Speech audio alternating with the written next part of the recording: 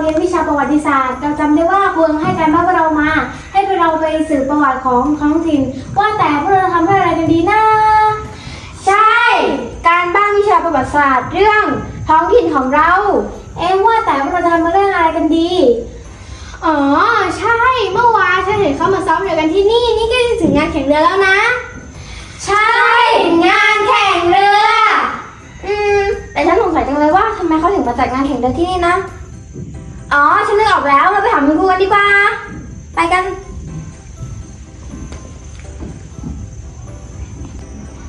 ครูคะ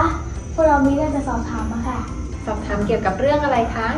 เรื่องประวัติศาสตร์ท้องถิ่นค่ะทำไมงานแข่งเรือถึงต้องจัดที่คลองหัววังพนังตักเหรอคะแล้วมันเกี่ยวกับท้องถิ่นของเราไหมคะก่อนอื่นนะคะนักเรียนสิ่งที่นักเรียนอยากทราบก็คือการแข่งเรือยาวขึ้นโขนชิงธงใช่ไหมคะว่าทำไมถึงจัดที่คลองหัววังพนังตักนะคะก่อนอื่นก็เท้าความเดิมไปก่อนว่า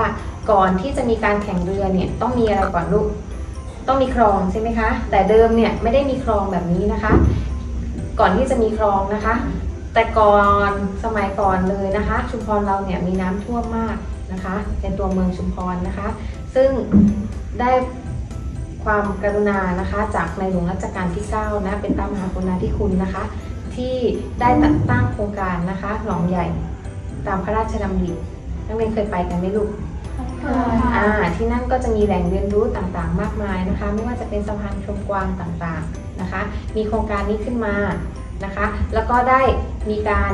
สานต่อโครงการโดยการขุดคลองหัววังพนังตักนะคะคลองแห่งนี้ขึ้นมาทำให้มีทางระบายน้ำออกสู่ทะเลนะคะแล้วพอมีคลองระบายน้ำเนี่ยค่ะก็ได้มีการจัดตั้งนะคะเป็นประเพณีขึ้นมานะคะซึ่งเป็นประเพณีที่มีหนึ่งเดียวนะคะที่อยู่ในจังหวัดชุมพรนะคะจังหวัดอื่นไม่มีเลยค่ะส่วนข้อมูลต่างๆเนี่ยถ้านักเรียนอยากรู้เพิ่มเติมเดี๋ยวคุณครูจะพาไปที่ศูนย์การเรียนรู้นะคะพร้อมทั้งไปศึกษาหาข้อมูลจากวิทยากรในท้องถิ่นด้วยสนใจไหมคะสนใจค่ะถ้าสนใจงั้นเราไปกันเลยดีกว่า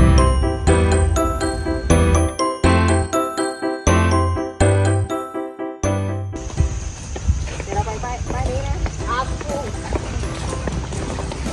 เดี๋ยวพี่บัวให้ที่อาจจะเป็นแผนที่เกาะหมายเลข9ทำเปิ้ลหน่อยไปโลดาฮะอันนี้ร้านจำหน่ายร้านนั่นน่ะร้านจำหน่ายนี่เดี๋ยวเราจะไปโรงงานด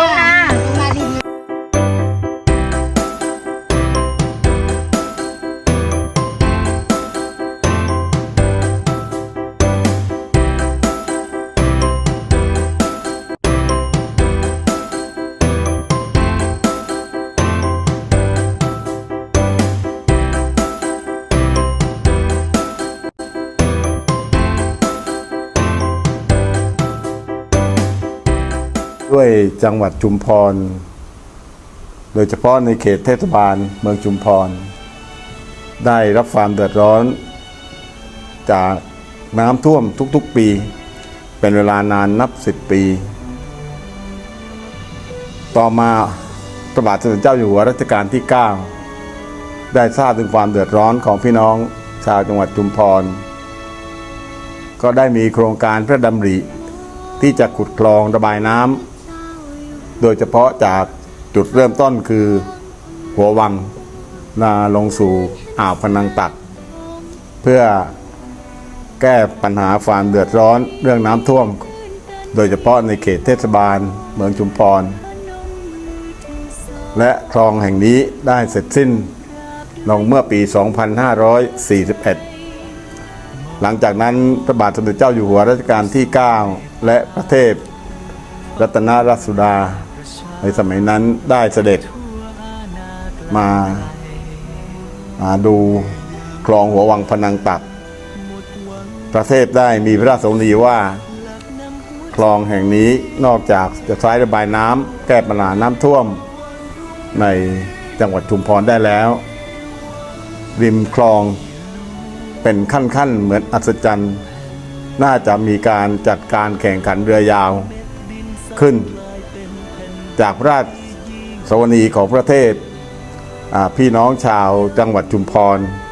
โดยเฉพาะท้องถิ่นตำบลนาชะอังก็ได้นำเรื่องนี้มาริเริ่มการแข่งขันเรือยาวขึ้นเมื่อปี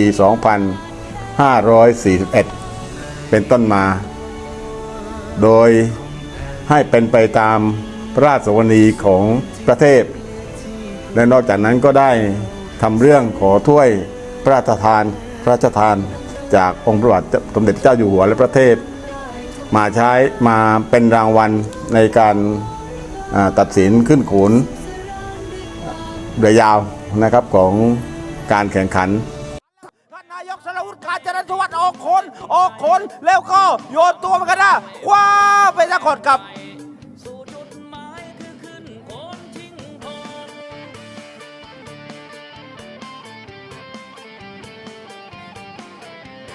คณะกรรมการตีธงไปสายน้ำขวา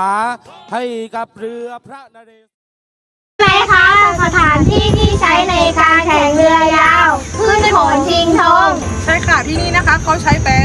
สถานที่ในการแข่งขันเรือยาวนะคะ และนี่นะคะเป็นเรือที่เขาใช้ในการแข่งขันของประเพณีขึ้นโขนชิงธงของตำบลนาชะอังอำเภอเมืองจังหวัดชุมพรนะคะ ซึ่งประเพณีนี้เนี่ยเป็นประเพณีหนึ่งเดียวในโลกของชาวจังหวัดชุมพรค่ะ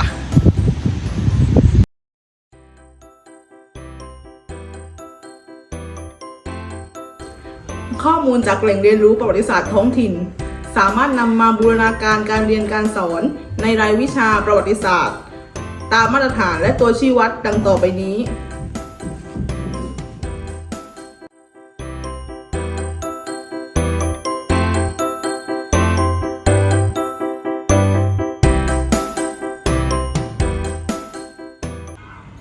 จากการที่มีแหล่งเรียนรู้ในท้องถิ่นทำให้นักเรียนสามารถสืบค้นข้อมูลโดยใช้วิธีการทางประวัติศาสตร์แหล่งการเรียนรู้ที่มนุษย์สร้างขึ้นเพื่อสืบทอดศิลปวัฒนธรรมและประเพณีการแข่งขันเรือยาวขึ้นโขนชิงธงณคลองหัววังพลังตักทำให้นักเรียนมีความสนใจและเกิดความสำนึกรักในถิ่นฐานบ้านเรา